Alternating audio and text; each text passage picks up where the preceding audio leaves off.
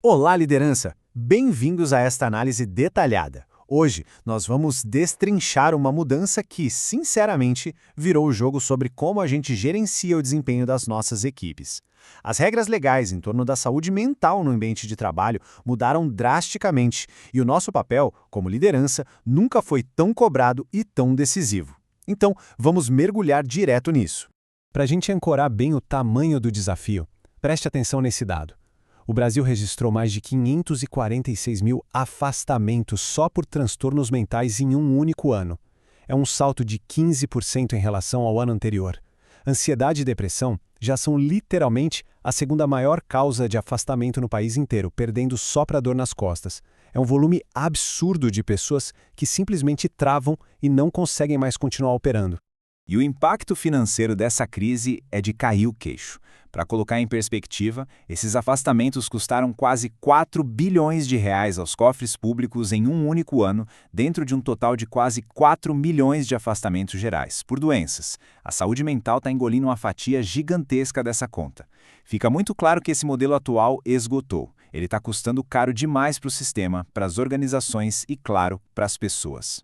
E para entender exatamente o que precisa mudar na nossa gestão, eu gosto de usar uma metáfora muito simples, mas super poderosa: a história do nadador e a piscina. Pensem comigo. Nós temos basicamente duas formas de encarar a gestão. De um lado, a gestão reativa. Imagine uma piscina com a água completamente contaminada. Os nadadores entram e inevitavelmente começam a passar mal. O que a liderança faz? Tira a pessoa da água, dá um remédio, um tempo de repouso, cria programas de bem-estar. É um cuidado genuíno? Claro que é, mas ele trata única e exclusivamente o indivíduo que já adoeceu. Já do outro lado, a gente tem a gestão preventiva. Ao invés de focar só em apagar incêndio, a gente testa a água. O foco passa a ser consertar aquele ambiente contaminado antes mesmo que as pessoas fiquem doentes. Então, a grande sacada aqui é ansiedade, burnout, estresse crônico, tudo isso é apenas o sintoma, tá? O problema real mora na piscina. Ou seja, na forma como o trabalho de todo dia é organizado, exigido e gerenciado por nós. Focar só em oferecer psicólogo resolve o sintoma, mas não limpa a água onde todo o nosso time mergulha diariamente. E é exatamente por causa da qualidade dessa água que as leis mudaram. Vamos entender o que é essa nova realidade imposta pela NR1. Com a atualização do Ministério do Trabalho, que rolou em agosto de 2024, os riscos psicossociais ganharam um status jurídico inédito. Pela primeira vez na história, os fatores do trabalho que afetam a saúde mental passaram a ter perante a lei exatamente o mesmo peso que um risco químico ou biológico dentro de uma indústria. Pensem nisso. E não é opcional. Eles precisam obrigatoriamente ser identificados, avaliados e controlados dentro do PGR, o Programa de Gerenciamento de Riscos da empresa. E se a gente olhar para o calendário, o relógio já está correndo. A lei mudou em agosto de 2024. O ano de 2025 serviu como um período educativo, aquela fase de transição focada em orientação. Mas o recado é urgente, a colher de chá está acabando. No dia 26 de maio de 2026, a fiscalização vira a chave para uma fase estritamente punitiva, e não tem nenhuma previsão de prorrogar isso. E não dá para ignorar porque o risco financeiro e jurídico de não fazer nada é enorme. Organizações que não estruturarem uma gestão formal e comprovada desses riscos psicossociais podem amargar multas de até R$6 mil por colaborador. E pior ainda, essa norma vai ser a grande baliza que os juízes vão usar em ações trabalhistas por adoecimento mental. A justiça vai bater na porta exigindo plano de ação e documentação rigorosa do que a liderança fez. Tá, mas saindo um pouco do juridiquês, como é que esses fatores de risco aparecem na nossa operação na prática? Vamos dividir isso em grupos para facilitar. O primeiro é demandas e autonomia. É impressionante a velocidade com que a água da nossa piscina fica tóxica quando a gente repassa metas impossíveis de alcançar, gerando uma sobrecarga crônica. Ou até o contrário, o tédio de uma demanda muito baixa. Junte a isso a falta de autonomia e a falta de clareza de papéis. Sabe quando ninguém sabe exatamente quem faz o quê? Isso é um gatilho instantâneo para disparar a ansiedade no time inteiro. O segundo grupo foca no relacionamento e na cultura do lugar. Sabe aquelas mudanças na empresa que são comunicadas de qualquer jeito? Ou quando a equipe sente que rola uma falta de justiça nas decisões? Adicione a isso a ausência de apoio do próprio líder na hora do aperto ou um ambiente tolerante a microassédios. Tudo isso devasta a confiança da equipe e joga os níveis de estresse lá no teto.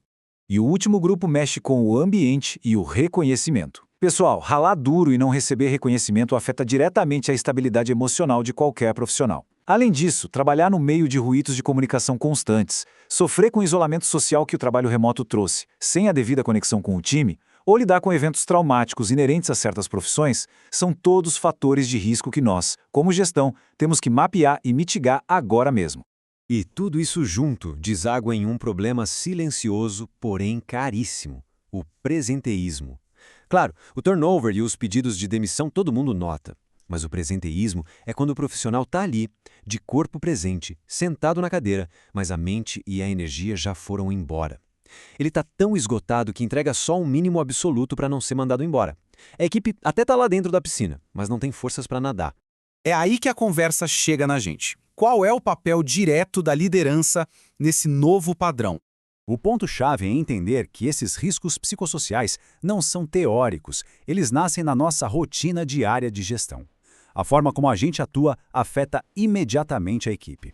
Quando você define e cobre uma meta, quando você conduz uma conversa difícil com um colaborador, ou até mesmo quando você, como líder, escolhe lavar as mãos e ignorar um conflito interno, são exatamente essas atitudes do dia a dia que calibram o nível de risco da sua área, para cima ou para baixo. Então essa nova regulamentação, no fundo, está forçando uma mudança de mentalidade gigantesca na liderança. A gente tem que largar a velha crença do lado A, de achar que nós cuidamos das pessoas encaminhando elas para o RH quando adoecem. O jogo agora é o lado B. Nós gerenciamos proativamente o nosso ambiente para que as pessoas sequer adoeçam. É parar de ficar enxugando gelo e tratando o nadador para assumir a responsabilidade de limpar e tratar a água da piscina com estrutura e provas documentadas. E isso chama a gente para uma reflexão super honesta. Façam essa autoavaliação. As metas que a gente repassa consideram a capacidade real de execução do time ou elas só descem goela abaixo? O pessoal trabalha sabendo exatamente o que precisa ser feito, com autonomia, ou a gente fica fazendo microgestão o tempo todo? E o mais importante, o ambiente que nós criamos permite que alguém simplesmente levante a mão e diga: chefe, não estou dando conta, sem ter pânico de ser demitido? Ajustar esses parafusos gerenciais é o primeiro passo de verdade para cumprir as novas exigências da lei. No fim de tudo, chegamos ao coração dessa transformação. Guardem essa frase. Não existe alta performance sustentável sem saúde mental. Sim, ambientes tóxicos e a base de gritos até conseguem bater a meta no curto prazo através da pressão, mas a conta chega logo ali na frente e muito mais cara. Depender de uma piscina contaminada para entregar resultados não é sustentável. Alta performance de verdade, aquela que o negócio consegue manter por anos, exige obrigatoriamente um cuidado estrutural com o ambiente. A realidade nua e crua é que não é mais uma questão de se a gente concorda com isso ou não. É a lei. E o prazo da fase punitiva bate à nossa porta em maio de 2026. A nova NR1 é um chamado irreversível para uma liderança mais técnica, mais estruturada e mais humana.